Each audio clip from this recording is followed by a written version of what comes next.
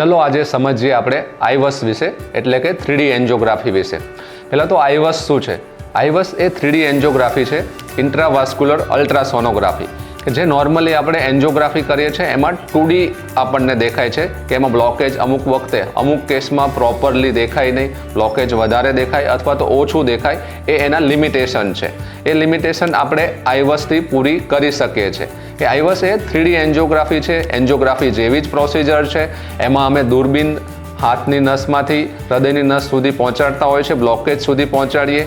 એનાથી આપણને ખ્યાલ આવશે કે બ્લોકેજ કેટલા પર્સન્ટેજમાં છે, કેવા પ્રકારનો બ્લોકેજ છે, કેલ્શિયમવાળો બ્લોકેજ છે કે લોહીના ગંઠાવાળો બ્લોકેજ છે, કેટલો લાંબો બ્લોકેજ છે, કેટલો લાંબો સ્ટેન્ટ લેવાથી એમાં ફાયદો થશે, કેટલી સાઇઝમાં સ્ટેન્ટ લેવાથી ફાયદો થશે, સ્ટેન્ટ પ્રોપરલી હૃદયની નસ જોડે પ્રોપરલી એટેચ કે ચોંટી ગયો છે કે નહીં એ ખબર પડશે.